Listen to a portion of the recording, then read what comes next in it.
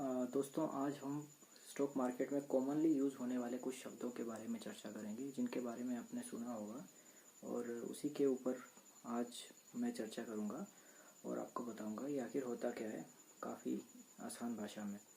जो पहला शब्द है वो है लिक्विडिटी। आखिर लिक्विडिटी होती क्या है, इसको एक छोटी सी चीज़ से समझ लेते हैं। मान लीजिए आपने कोई शेयर लिया और आप उसको बेचना चाहते हैं। तो बेचना चाहते हैं तो कोई ग्राहक भी होना चाहिए जो उसे ख़रीदना चाहता है। अगर वो ग्राहक मिल जाता है फ्रैक्शन ऑफ सेकंड में, आपका सौदा पेंडिंग नहीं रहता है, तो वो कहलाएगी लिक्विडिटी। अगर वो सौदा पेंडिंग रहता है तो वो लो लिक्विडिटी कहलाएगी। और अगर वो सौदा पेंडिंग नहीं रहता है और आपको ग्राहक मिल जाता है, अगर आप शेयर बेच देते हैं और वो बिक जाता है, तो उसको कहेंगे कि उस स्टॉक में लिक्विडिटी है। और इसके बाद एक और आता है इसी से जुड़ा हुआ, वॉल्यूम। वॉल्यूम आखिर होता क्या है? जो वॉल्यूम होता है दोस्तों, मान लीजिए आप 100 शेयर खरीदे गए और 100 शेयर बेचे गए, तो जो वॉल्यूम बनेगा वो 200 का बनेगा। अगर वॉल्यूम बढ़ता है, जनरली माना जाता है कि जो अगर वॉल्यूम बढ़ता है किसी स्टॉक का, तो इसका मतलब होता है उसका प्राइस बढ़ेगा। अगर वॉल्यूम घटता है तो उस शेयर का प्राइस डाउन आएगा। लेकिन कभी कभी ऐसा देखा जाता है कि वॉल्यूम जो होता है वो कम हो जाता है, लेकिन रेट उसके बढ़ने लग जाते हैं। तो कहीं कहीं ऐसा जब होता है तो माना जाता है कि वो मार्केट मैनिपुलेट हो रहा है। इसके बाद हम चलेंगे डिविडेंड के ऊपर। डिविडेंड आखिर होता क्या है? डिविडेंड का मतलब होता है कोई हिंदी में कहें तो लाभांश। कोई कंपनी जब अपना बिजनेस करती है तो शेयर होल्डर को कुछ जब लाभ होता है तो वो अपने शेयर होल्डर्स को बांटती है। जब वो लाभ बढ़ता है तो उसे ही डिविडेंड कहा जाया जाता है। और वो मूलतः दो रूप से दिया जाता है। पहला है बाय चेक या उनके अकाउंट में वो पैसा डाल दिया जाता है। और जो दूसरा होता है bye additional share of stocks, यानी कि कुछ स्टॉक्स उसके बदले दे दिए जाते हैं, जिसे कहते हैं डिविडेंड री इन्वेस्टमेंट प्लान। तो ये अपना तरीका होता है सभी का, लेकिन जो सबसे ज़्यादा चलता है वो यही है कि स्टॉक जो शेयर होल्डर्स होते हैं वो उनके अकाउंट्स में पैसा आ जाता है। तो इसके साथ आपने कुछ चीज़ें और देखी होगी, जैसे कि डिविडेंड डिक्लेरेशन डेट। ये आखिर होती क्या है? नाम से पता चलता है, जब कोई डिविडेंड बोर्ड की मीटिंग होती है, डिविडेंड अनाउंस होता है, तो डिक्लेरेशन एक डेट होती है कि कितना डिविडेंड वो कंपनी इस बार देने जा रही है। और इसके साथ ये रिकॉर्ड डेट आती है। रिकॉर्ड डेट होती है दोस्तों, ये वो डेट होती है जहाँ शेयर होल्डर का लिस्ट में नाम होना चाहिए। और कंपनी एक लिस्ट बनाती है, जो जो उस कंपनी के शेयर होल्डर्स होते हैं उस लिस्ट में उन शेयर होल्डर्स को जगह दी जाती है। अगर उस लिस्ट में उनका नाम होगा तो उन्हें डिविडेंड दिया जाएगा, अन्यथा उन्हें डिविडेंड नहीं दिया जाता। लेकिन इससे ठीक 2 दिन पहले एक और चीज़ होती है, वो होती है एक्स डेट। एक्स डेट जो होती है वो हमेशा ये दर्शाने के लिए होती है कि इसमें रूल चलता है T+2 का। एक्स डेट के दिन तक आपके पास शेयर होगा तो आप तभी रिकॉर्ड डेट जब आएगी तो उसमें आपका नाम आ पाएगा। अगर आपके पास एक्स डेट तक डिविडेंड वो स्टॉक नहीं रहेगा या आप बेच दोगे, उस दिन भी अगर आप बेच दोगे तो आपके पास वो डिविडेंड नहीं मिलेगा, क्योंकि जो रिकॉर्ड डेट होगी उसमें जो लिस्ट बनेगी उसमें आपका नाम नहीं होगा। और उसके बाद आता है इंटरिम डिविडेंड। इंटरिम डिविडेंड क्या होता है? इंटरिम डिविडेंड होता है जब कभी फाइनेंशियल ईयर होता है, उसके बीच में क्वार्टरली कभी रिजल्ट अनाउंस करती है कंपनी, तो बीच में डिविडेंड दे देती है, यानी कि अपना फाइनेंशियल ईयर पूरा नहीं किया और बीच में वो डिविडेंड दे देती है।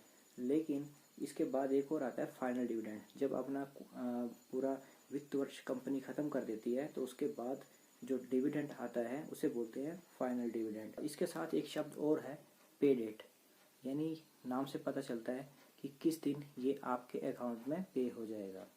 एक शब्द है पुल बैक। पुल बैक आखिर होता क्या है? पुल बैक होता है जब 5% की अगर गिरावट होती है तो उसे पुल बैक कहेंगे। और करेक्शन क्या होता है? करेक्शन जब 10% की गिरावट होती है तो उसे करेक्शन कहा जाता है।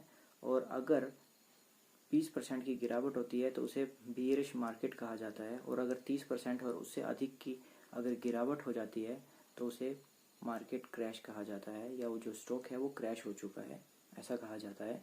लेकिन ये कोई फिक्स फॉर्मूला नहीं है, लेकिन आमतौर पर इनको माना जाता है। इसके बाद बात करूँगा सर्किट की। सर्किट दो तरीके के होते हैं, upper circuit and lower circuit.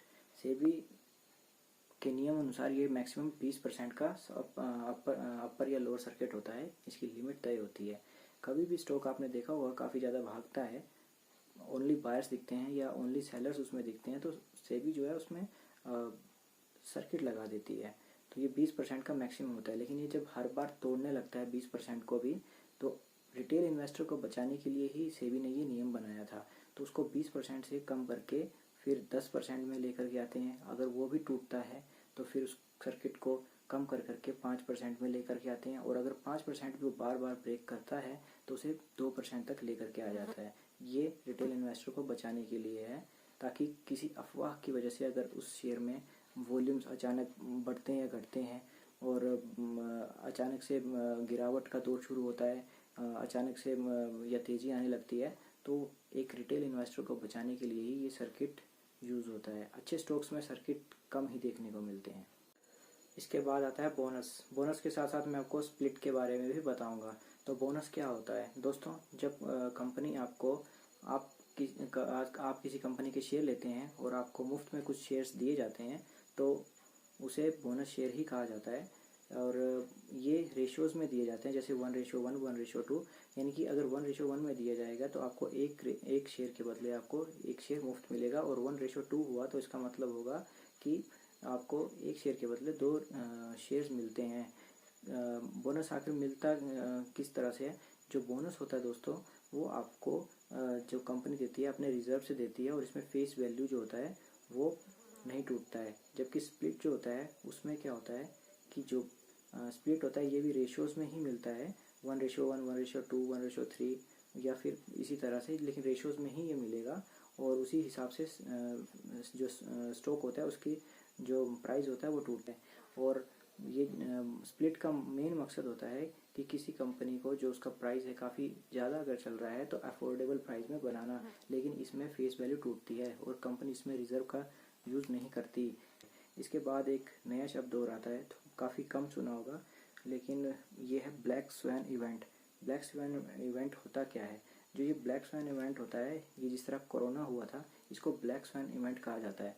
यानी कि अनप्रिडिक्टेबल कुछ चीज़ हो जाती है, हमने जिसके बारे में सोचा नहीं था, और हम हेल्पलेस हो जाते हैं, और सारे लॉजिक फेल हो जाते हैं, साइंटिफिक लॉजिक रीजंस आपके फेल हो जाते हैं, एस्ट्रोलॉजी फेल हो जाती है, बड़े बड़े जो बाज़ार के पंडित होते हैं वो फेल हो जाते हैं, और कुछ प्रिडिक्ट नहीं कर पाते, आप हेल्पलेस होते हैं। जब आदमी हेल्पलेस अपने आप को फील करने लगता है तो ये ब्लैक स्वैन इवेंट कहलाता है। और जो ग्रे स्वैन इवेंट होता है वो ये होता है कि पॉसिबल था, नोन था, रोक नहीं सके, और पता था हमें, तो ये पॉजिटिव भी हो सकता है, ये नेगेटिव भी हो सकता है, यानी कि प्रिडिक्टेबल है। ये कितना है, क्यों है ये नहीं, लेकिन ये हो सकता है, ये प्रिडिक्टेबल होगा, तो वो ग्रे स्वैन इवेंट में कहलाया जाएगा। पेंट अप डिमांड क्या होता है? पेंट अप डिमांड का मतलब होता है कि अनयूजुअल किसी चीज़ की डिमांड हो जाती है। यानी कि गाड़ियों के नंबर आपने पिछली बार देखा होगा कि काफ़ी अच्छे आए थे, ट्रैक्टर्स के नंबर काफ़ी अच्छे आए थे, जबकि व्हीकल सेक्टर जो था वो कोरोना में पिट चुका था। तो इसको लोग कहने लग गए थे कि पेंट अप डिमांड है, पेंट अप डिमांड है, यानी कि ये कुछ दिनों की अनयूजुअल डिमांड है, और इसके बाद ये सब कुछ बैठ जाएगा। और कंपनी टॉप लाइन, ये काफ़ी इंपॉर्टेंट है। आप जब किसी कंपनी की स्टेटमेंट पढ़ते हैं तो उसमें ये शब्द आता है कंपनी टॉप लाइन, या कोई न्यूज़ पढ़ते हैं आप तो उसमें आता है कंपनी टॉप लाइन या बॉटम लाइन। आखिर ये होता क्या है? ये जो कंपनी की टॉप लाइन होती है, इसका ये रिलेट करती है ग्रोथ सेल से या रेवेन्यू ऑफ प्रोडक्ट। यानी कि किसी कंपनी की ग्रोथ सेल अगर बढ़ती है तो इसका मतलब होता है कि कंपनी की जो टॉप लाइन है वो अच्छी चल रही है। अगर वो घट जाती है तो ऑब्वियसली उसका रेवेन्यू घटेगा, तो जो ग्रोथ सेल है उसकी कम हो रही है, तो कहेंगे कि कंपनी की जो टॉप लाइन है वो बैठी हुई है। और जो बॉटम लाइन होता है, ये जो होता है ये नेट इनकम शो करता है, और जो नेट इनकम का फॉर्मूला होता है मैं आपको बताता हूँ, total revenue minus total expenses, तो ये नेट इनकम बताता है। मैं उम्मीद करता हूँ कि जो आज मैंने आपको फाइनेंशियल टर्म्स के बारे में बताया, जो स्टॉक मार्केट में आप सुनते आए होंगे, उसके बारे में जो चर्चा की वो आपको समझ आई होगी। और जो नेक्स्ट टॉपिक होगा वो आपका रेशियोज़ के ऊपर होगा कि स्टॉक मार्केट में ये जो रेशियोज़ होते हैं इनका फंडा क्या होता है और ये किस तरीके से वर्क करती है।